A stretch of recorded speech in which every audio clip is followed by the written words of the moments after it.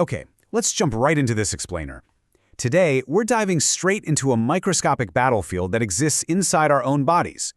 Now, when we think of our DNA, we usually picture this pristine, perfectly preserved blueprint locked away safely in the nucleus of our cells.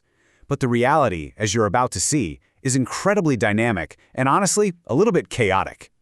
To put that chaos into perspective, get a load of this number: 10 to 20,000. What's truly staggering here is that this represents the sheer volume of abasic lesions occurring in a single human cell every single day. That's 10 to 20,000 times today, in just one of your cells, where a base is completely stripped away from your DNA molecule. It really gives you a profound appreciation for the massive amount of repair work going on constantly, just to keep us functioning. So for this explainer, we're going to cover the fragile blueprint, threats from within, invaders from the outside, chemical sabotage and cross-linking, and finally, the cost of unrepaired DNA. Part 1. The fragile blueprint. Let's set the stage and establish exactly what's at stake in this molecular war zone. The absolutely crucial takeaway here is that our DNA isn't some static instruction manual carved in stone. It's an inherently highly reactive molecule. And when we say DNA damage, it's not just about the DNA breaking entirely in half. We're talking about any disruption or alteration of its basic chemical or physical structure that messes with normal gene function. That covers everything from just a single missing base to completely devastating double-strand breaks where the entire DNA helix is severed. So we basically face a two-front war. On one side, we have endogenous factors. These are the internal forces that actually originate right from our own normal cellular processes. On the other side, we have exogenous factors. These are the external environmental forces attacking us from the outside world. Both are totally relentless, and both require some highly specialized cellular responses to handle. Moving on to Part 2, threats from within. Let's take a look at how the very processes keeping us alive can actually end up sabotaging us. Imagine this incredibly dynamic process playing out. Here we have an essential enzyme called Topoisomerase 2. Its normal, everyday job is to literally cut both strands of your DNA to untangle supercoils that build up during replication. It binds to specific sites, uses ATP to catalyze a double-strand break, passes a second helix right through the gap, and then carefully religates or sews back together the break. But here's the catch. If this enzyme gets trapped before it can sew the DNA back together, it forms what's known as a suicidal complex. Just like that, a vital survival mechanism becomes a massive endogenous threat, leaving the cell stuck with a lethal double-strand break. But hey, it's not just complex enzymes that pose a threat from within. Take a look at this table detailing spontaneous base deamination. This is essentially where an amino group is just stripped right away from a molecule. Enzymes like adenine deaminase come in and turn adenine into hypoxanthine or cytosine into uracil. Now, because uracil definitely doesn't belong in DNA, it forces our specialized repair enzymes, like uracil DNA glycosylase, to constantly patrol the genome and fix these mismatches before they lock in as permanent mutations.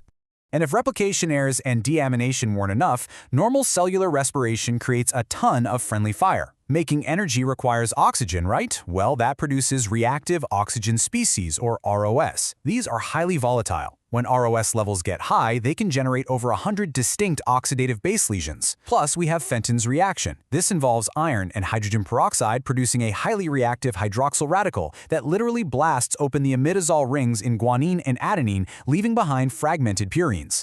We are quite literally oxidizing our own genetic code simply by breathing. All right, Part 3, Invaders from the Outside. Let's step outside the cell and look at the exogenous invaders raining down on our genetic blueprint. Outside the cell, we are constantly bombarded by environmental toxins, certain chemicals, and various forms of radiation that pierce right through the cell membrane and push straight into the nucleus.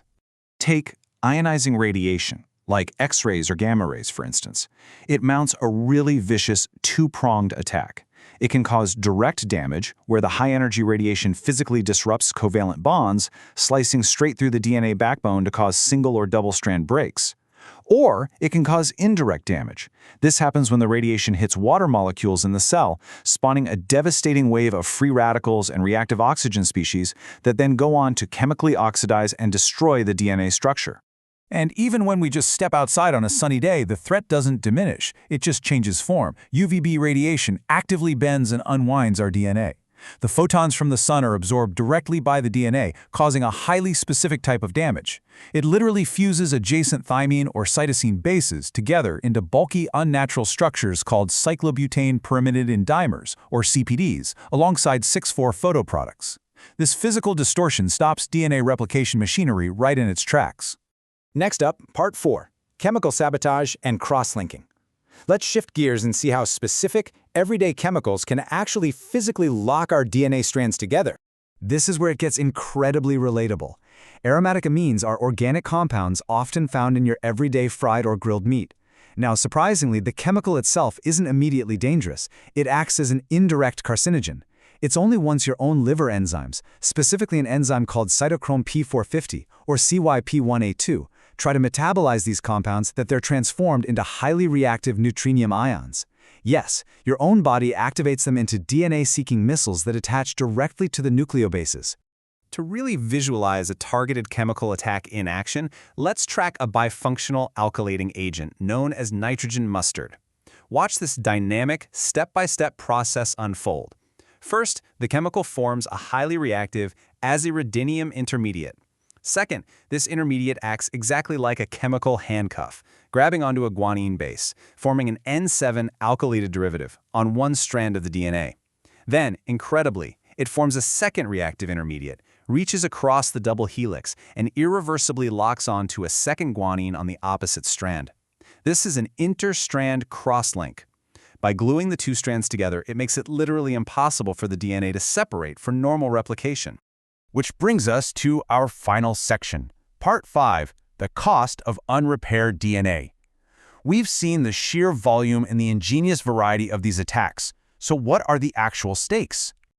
We have a brilliant internal repair system, sure, but no defense is completely perfect. So, what actually happens when this microscopic fortress finally falls to the siege?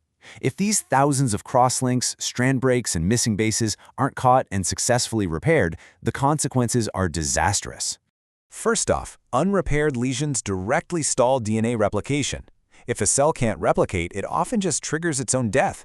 But if the cell survives and tries to blindly replicate over the damage anyway, it leads to severe, unchecked genetic mutations.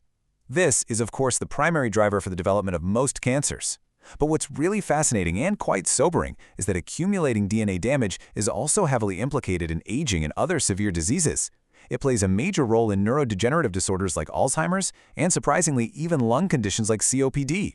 It leaves us with this incredible paradox. The very processes that give us life, breathing oxygen to power our cells and absorbing sunlight, are simultaneously waging a relentless, microscopic war on the blueprints of our existence. Our survival depends entirely on how effectively our cells can repair the damage caused by the mere act of living, which sets us up perfectly to explore those miracle repair mechanisms next time. So, it leaves you wondering, are we just barely surviving the act of living, or is this constant cycle of damage and repair the very engine of our evolution? Thanks for tuning in to this explainer, and keep questioning what's happening inside you.